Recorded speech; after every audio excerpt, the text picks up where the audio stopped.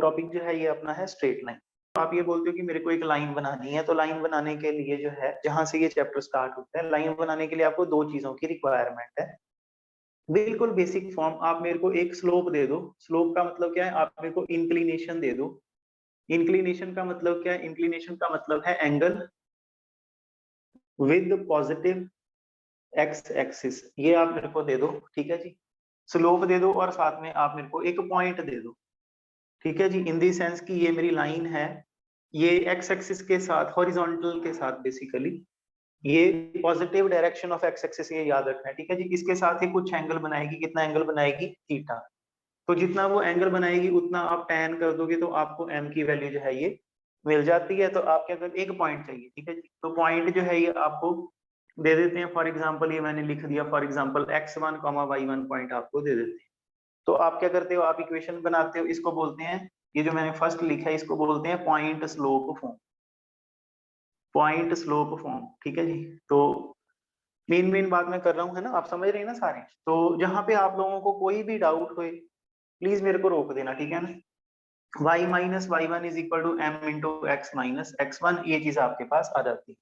तो ये है पहली। दूसरे आपके पास क्या है, वो कहते हैं जी लाइन बनानी है। लाइन बनाने के लिए आपको दो चीजों की रिक्वायरमेंट है, या तो आप स्लोप इंक्लिनेशन दे दो, इतनी टेढ़ी लाइन होनी चाहिए। वो नहीं देना चाहते तो आप मेरे को दो पॉइंट दे दो कि ये जो लाइन है ये वाले दो पॉइंटों में से पास करनी चाहिए।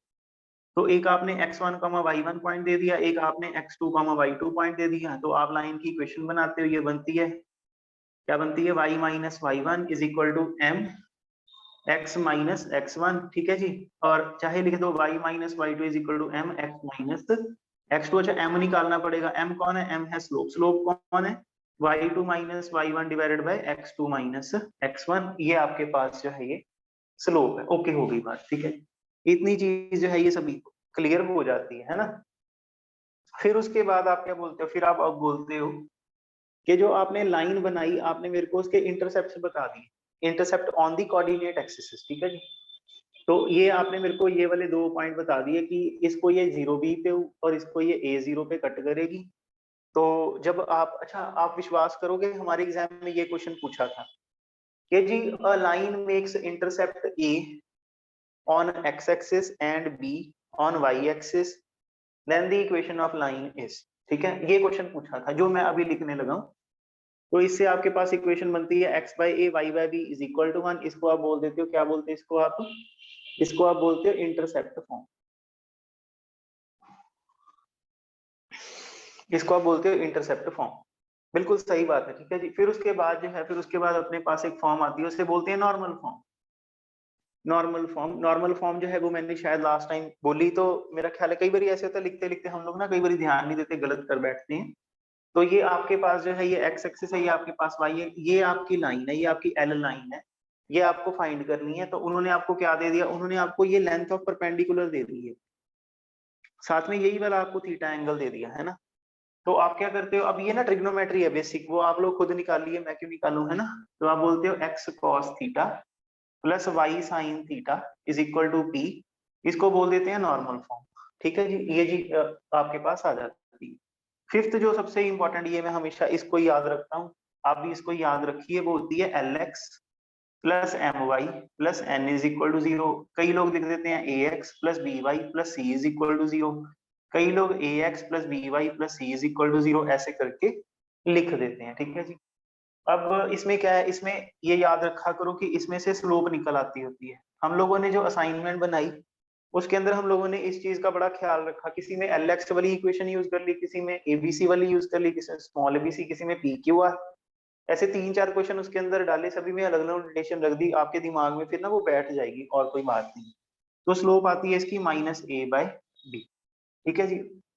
इसी इक्वेशन को अगर आप चाहो तो कन्वर्ट कर देते हो, कन्वर्ट करके आप इसे x अपॉन कैसे लिखोगे, x upon C upon A, y upon C upon B, minus minus is equal to 1, ठीक है जी। तो ये क्या बन जाती है, इसी इक्वेशन को आपने इंटरसेप्ट फॉर्म में कन्वर्ट कर दिया, ठीक है जी। ये जो है ये आपके पास फिर इंटरसेप्ट क्या बनते हैं। अब एग्जाम में उन्होंने क्वेश्चन पूछा था एक बारी कि जी ये अपने पास जो है ना, मैं वैसे ही लिख रहा हूँ, ठीक है, 2x plus 3y is equal to 5, ये अपने पास एक इक्वेशन है, ठीक है, +5 सॉरी +5 इज इक्वल टू 0 जो है ये अपने पास इक्वेशन है।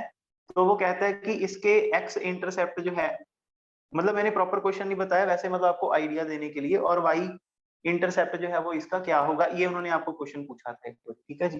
तो आप क्या जवाब देते हो, आप बोलते हो अच्छा इसका जो बनेगा ये बनेगा x अपॉन 5/2, और दूसरा बनेगा y upon 5/3 negative negative plus is equal to 1। तो x इंटरसेप्ट जो है वो ऐसे, मतलब इस तरह से भी निकाल सकते हैं।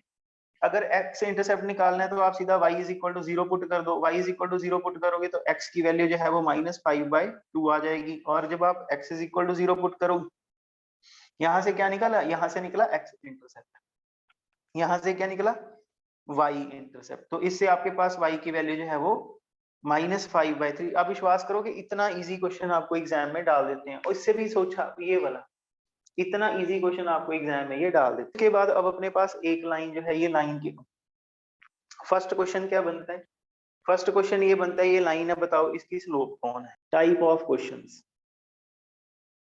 आप लोग असाइनमेंट भी देखोगे उसके अंदर भी यही चीजें की हुई हैं, ठीक है जी। टाइप ऑफ क्वेश्चंस क्या है, टाइप ऑफ क्वेश्चन ये है, पहला है बताओ स्लोप कौन बनता है, बताओ, मतलब इक्वेशन गिवन है आपको, ठीक है जी, इक्वेशन गिवन है आपको, ठीक है, बताते हैं, बताओ स्लोप कौन है, बताओ इंटरसेप्ट कौन है, एक्स इंटरसेप्ट कौन है, वाई इंटरसेप्ट कौन है, ठीक है जी, इस तरह से। या ऐसे लिख देते होते हैं, where this line meets X axis, where this line meets Y axis, ऐसे, ठीक है। ये जो अभी की है ये, ठीक है जी। दूसरा जो है, दूसरा है form equation of line, form equation of line, ठीक है, मतलब 10 तरह के क्वेश्चन ही बनते, कोई खास तो है नहीं, ठीक है ना। Form equation of line, equation of line जो है वो बनानी।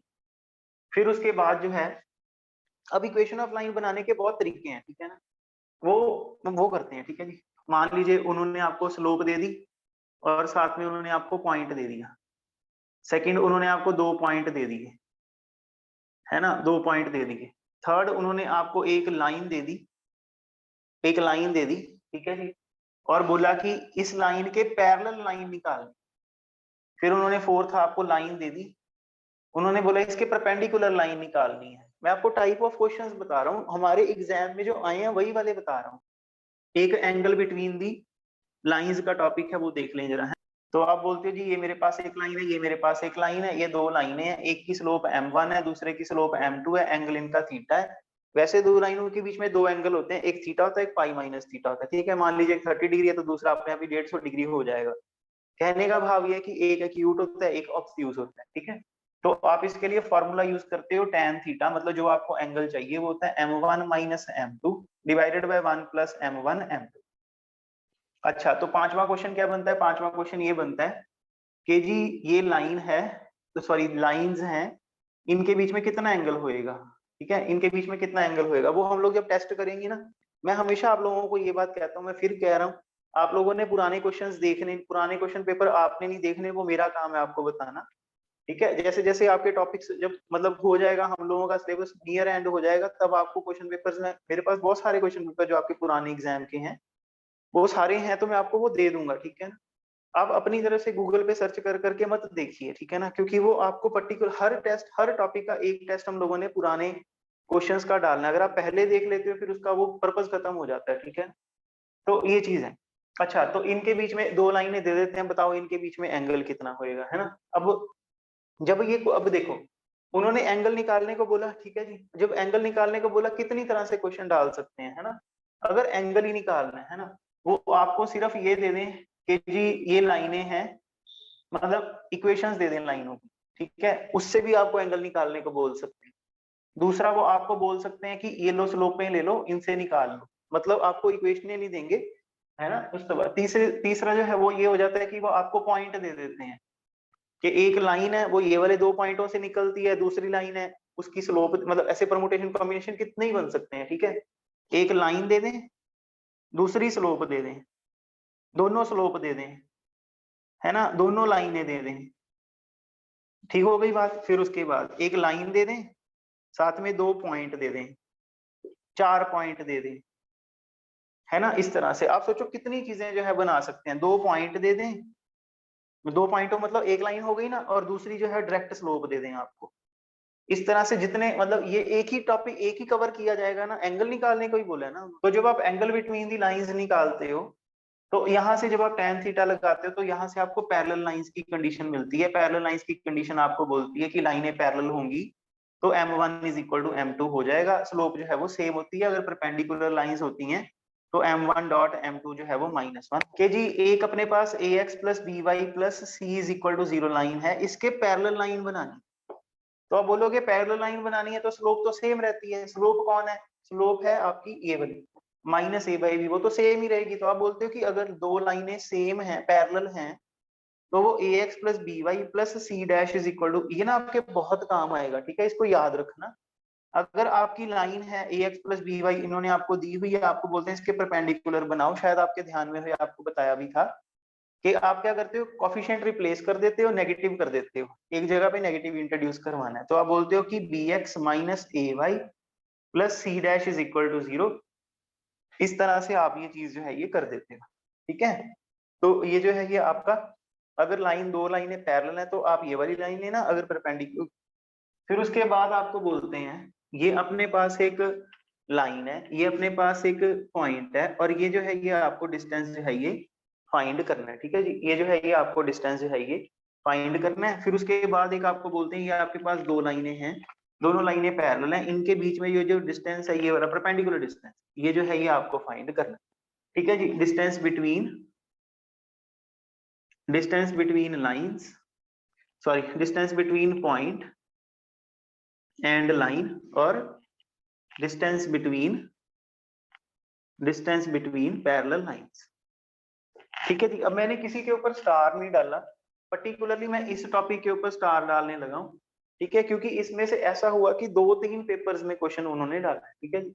तो डिस्टेंस आपको निकालने वाले क्वेश्चंस जो हैं दो तरह के बन जाते हैं, लाइनों के बीच में, और जो है ये पॉइंट और लाइन के बीच में, ठीक है जी। इसके ऊपर हम स्टार डाल देते हैं क्योंकि इसमें से आया है क्वेश्चन पहले, मतलब 2-3 बार है, ये नहीं कि एक बार है, 2-3 बार है, ठीक है।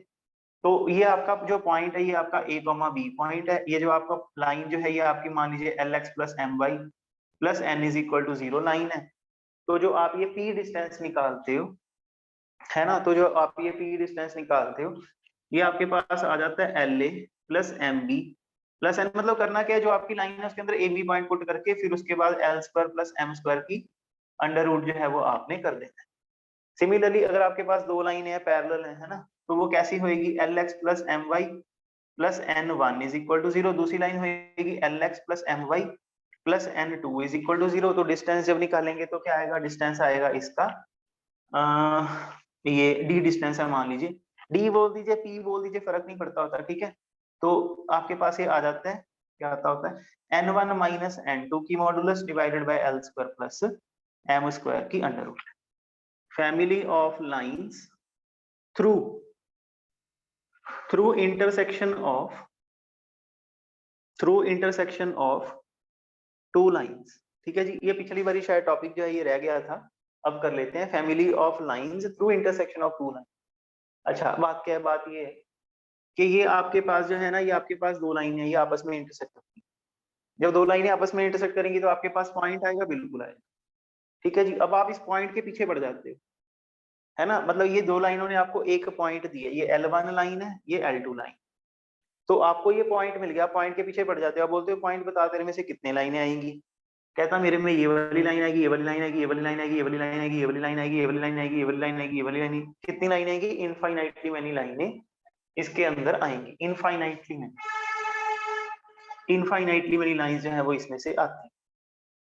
तो आप जो है ना, आप श्रेय क्रेडिट किसको देते हो, क्रेडिट आप देते हो ये वाली दो लाइनों को, कि लाइनों तुम इंटरसेक्ट करी थी, जब तुम लोग इंटरसेक्ट करते थे, तुम्हारे इंटरसेक्ट करने के कारण ही तो पॉइंट ऑफ इंटरसेक्शन आया था।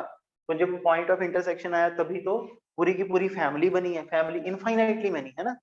तो अब मैथ्स में जब भी कभी फैमिली वर्ड यूज किया जाए, आप याद रखना फैमिली का मतलब होता है इनफाइनाइटली मैनी मेंबर्स, ठीक है जी। तो आप बोलते हो कि जी अगर आपके पास ये दो लाइनें हैं आपस में इंटरसेक्ट करें, उनको इंटरसेक्ट करके आपको एक नई लाइन मिलेगी।